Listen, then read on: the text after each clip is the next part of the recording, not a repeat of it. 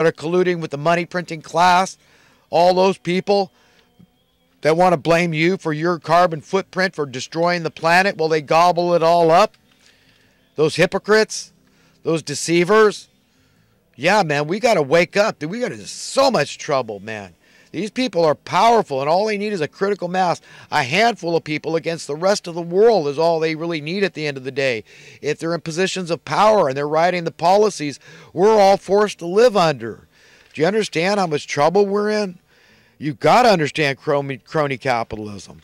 I mean, where is this thing going to end? You tell me, where is it going to end? How many people have to die out in the cold for this thing to end? Not criminals. They refuse to be criminals. If they were criminals, they'd be safely ensconced behind bars with 3 hots and a cot and sending you the tab, you the taxpayer, for 50 grand a year. Murderers, molesters, rapists. You're willing to fork out your tax. I'm not. I'm a fiscal conservative. No, I say, damn it, do a universal basic income. Whatever gets a damn cat's skin. Fix the damn problem. Stop being idiots. Stop being piss ants. All right, man, you're going to, one way or another, sooner or later, God's will is going to be done. Okay, man has failed. Yeah, JFK couldn't help but get his brains blown out by some psychopath. And this is biblical levels crap, man. Biblical level. This is paradigm altering stuff, man. What's happened to this country? That coup?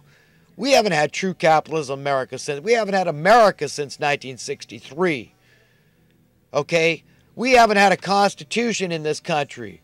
We haven't had an iota of progress. It's all been just regression. Put it on a graph. These trajectories. It hasn't been the Democrats or the Republicans, and both of them working together in lockstep against the best interests of the people. It's been fascist, crony capitalism. We're on the wrong path. Figure it out. Where's it going to end? How far below reality can minimum wage fall? How badly can they steal the American dream away from you? You're just as deserving. I don't care if your job is in a factory or a fast food restaurant. You're important. Your job is just as important as anybody else's. They're elitists if they say they're more important or more valuable. Who are they? What are they doing? What are they in the financial services industry? What are they doing? What do they got? They can sit on a mountain of capital. They got bupkis. They need a willing workforce. But no, they're normalizing slavery by being deliberately remiss with giving commensurate cost of living adjustments to minimum wage workers. They're evil. They're diabolical. They're devilish. They're going to hell on a rocket. All of you. I'm sorry, but God help you. God have mercy on your soul. But I'm done, man. Okay, your clothing is stained with sin. And I'm just reaching out to you, and I'm trying to pull you out of the flames that are lapping at your behind with mercy. But it's mixed with fear and where you're headed, man. Man, whatsoever you do or fail to do, remember it's the things you fail to do that are just as critical as the things you do, those sins you commit. Okay? What you fail to do is every bit of God's watching you.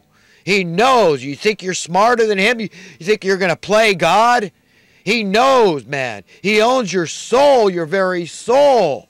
Don't fear those that can kill your body and they can't do any more after that. Fear the ones that owns your body and your soul and can throw them into hell.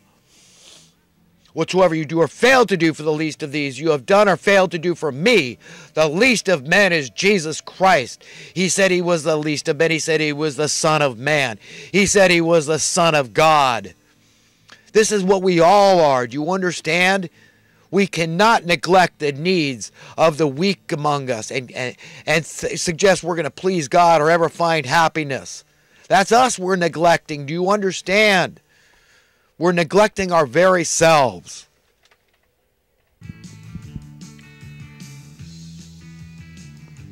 And far worse than that, we're neglecting Jesus Christ. Do you understand?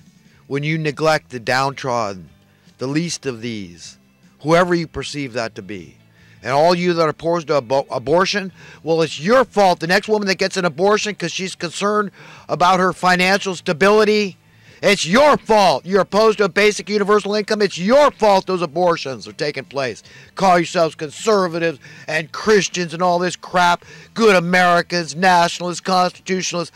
Baloney. You're opposed. You're an opponent of Martin Luther King Jr. if you're opposed to a minimum universal basic income. At least your housing costs, food costs, drinkable water costs, basic energy needs.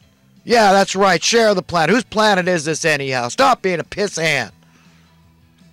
I'm 100% fine with standing before my owner someday, okay, with that philosophy, that credo. 100%. No equivocation. No ifs, ands, or buts about it. So you get fine with yours. But don't you, oh, I'm smarter than God crap. That's what you're saying. That's all I hear when I hear people that are opposed to sharing the wealth of this planet. Piss ants. Plantation owners.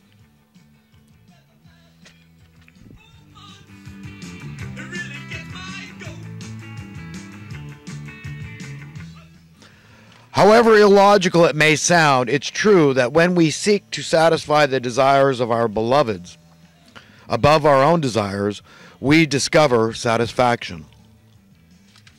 Yeah, ultimate selfishness is selflessness. If you, my friend, are seriously and genuinely seeking solutions to the social, political, and economic problems, the lack of cohesion, the widespread divisions among the general population in your local community, then what we, that is a united front, we, the people, with one voice, with unwavering determination, demand President Trump pull a JFK, minus the assassination aspect.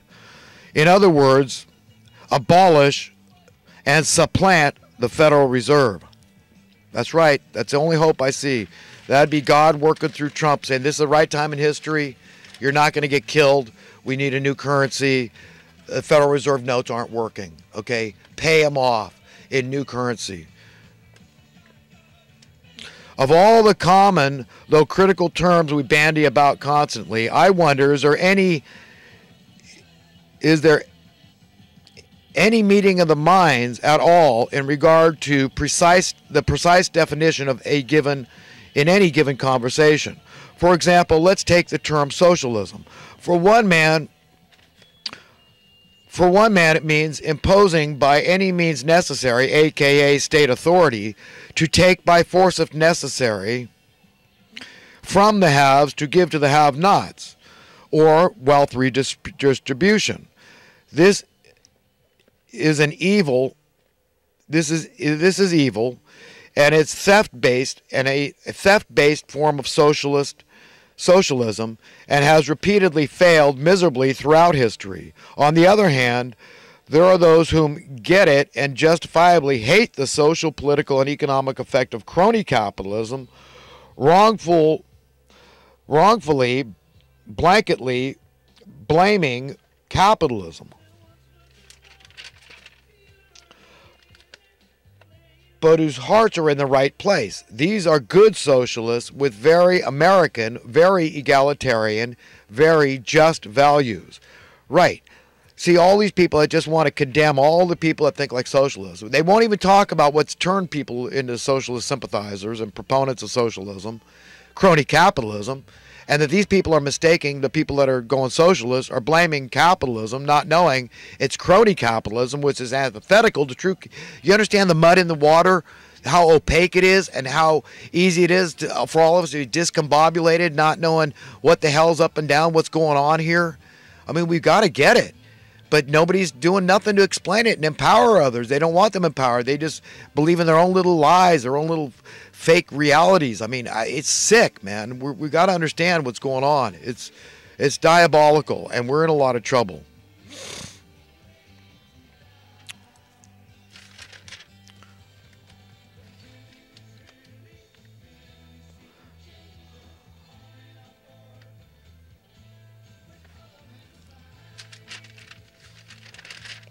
Our faith should be based solely on logic, and since it is roundly illogical to not believe there exists an almighty creator God, we must believe by virtue of the logic.